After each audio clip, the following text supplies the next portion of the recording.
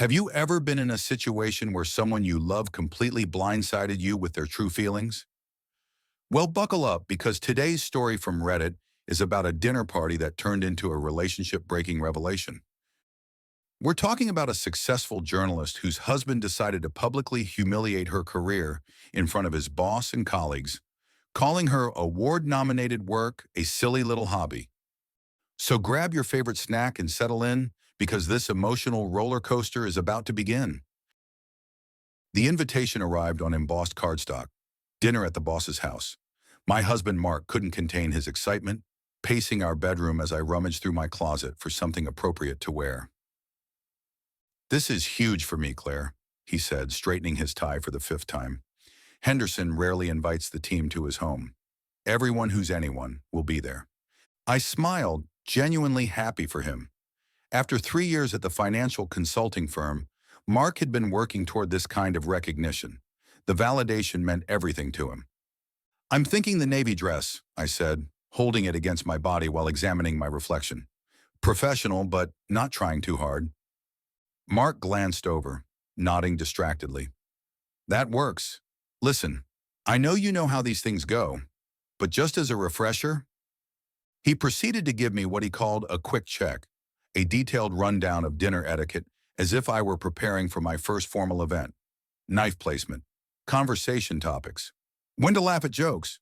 "Don't talk too much about your writing stuff," he added casually. "These are finance people. They won't get it." I bit my tongue. My writing stuff was investigative journalism that had been published in several respected outlets.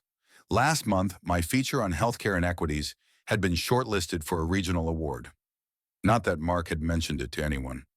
"I know how to behave at dinner, Mark," I said quietly, zipping up my dress. "My parents hosted these kinds of events all the time, remember?" He gave me a quick peck on the cheek. "Of course you do. I'm just nervous. This is important." The Henderson home was exactly what you'd expect from someone 3 tax brackets above us. A sprawling colonial with a circular driveway, where luxury cars clustered like exotic beetles. Inside, the dining room gleamed with crystal and silver under a chandelier that probably cost more than our monthly mortgage. Mark transformed the moment we crossed the threshold, becoming a more polished, performative version of himself. His laugh grew deeper, his gestures more expansive. I recognized the routine. I'd seen it at every work function over our 7 years together. I played my part too, the supportive wife with the appropriate smile, asking thoughtful questions about people's children and vacation homes. Dinner progressed pleasantly enough through multiple courses. The food was excellent, the wine flowed freely, and by dessert, a delicate creme brulee that cracked satisfyingly under my spoon, the conversation had relaxed into that particular intimacy that comes with shared meals and good alcohol. That's when the topic shifted to spouses and their pursuits. "My Sharon just completed her Master Gardener certification," said Peterson, one of the senior associates. "Our backyard is practically a botanical garden now." Another colleague's wife had recently opened a small art gallery. Someone else's husband coached Little League and had led the team to regionals. "What about you, Claire?" Henderson's wife asked kindly. "Mark mentioned you're a writer?" Before I could answer, Mark jumped in. "Claire's got this little hobby job," he said with an indulgent smile. "She writes these articles now and then." The way he said, "little hobby job," made my stomach clench. I kept my expression neutral, though I felt the heat creeping up my neck. "She wrote this silly piece about healthcare or something recently," he continued, waving his hand dismissively. "I don't really rate her stuff. Don't want to be all up in her head, you know." A few of the men chuckled politely. I smiled tightly, focusing on systematically destroying the caramelized sugar crust of my dessert. "Actually," Henderson's wife said, her head tilting slightly, "was that the expose on the rural clinic closures? I think I read that in the Atlantic Monthly." Mark's smile flickered for just a moment before recovering. "Could be. Like I said, I don't keep track." I should have let it go, should have smiled and changed the subject. But something inside me, perhaps the part that had spent hours interviewing patients who had to drive 3 hours for basic care, or the part that had meticulously fact-checked every statistic, couldn't stay silent.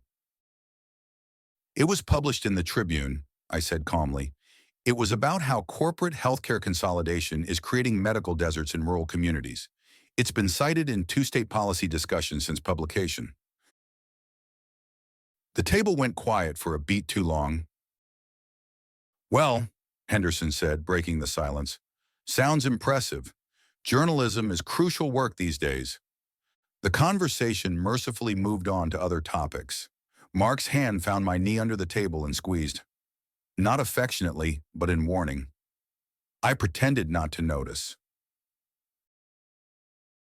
The drive home was silent until we pulled into our garage. As the door rumbled closed behind us, sealing us into our private space, Mark turned to me. "What the hell was that?" he demanded. "What was what?" I removed my earrings, suddenly exhausted. "You know exactly what. Making me look bad in front of my boss." I stared at him incredulously. By accurately describing my work, work that puts food on our table and helps pay for our son's daycare? It was just a joke, Claire. You need to learn how to take a joke. Jokes are supposed to be funny, I said, stepping out of the car. Belittling my career isn't funny. Inside, I kicked off my heels and headed straight for our bedroom, wanting nothing more than to remove my makeup and fall into bed. Mark followed, his frustration radiating like heat. "You're blowing this way out of proportion," he insisted. Everyone was having a good time. "At my expense," I countered, wiping foundation from my face with perhaps more force than necessary. "My job isn't a hobby, Mark.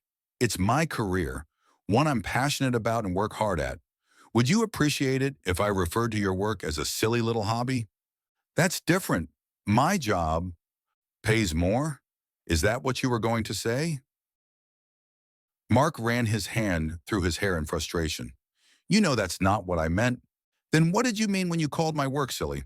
When you told everyone you don't even read it?" He sighed dramatically as if I were being unreasonable. "It was just conversation, Claire. Social lubrication." I turned away from him, changing into my pajamas. I could feel him watching me, the tension in the room shifting. When he approached from behind, his hands finding my waist, I stiffened. "Come on," he murmured against my neck. "Let's not fight." I stepped away from his touch. "I'm not in the mood, Mark." His expression darkened. "Seriously? You're that upset about a few harmless jokes?" They weren't harmless to me.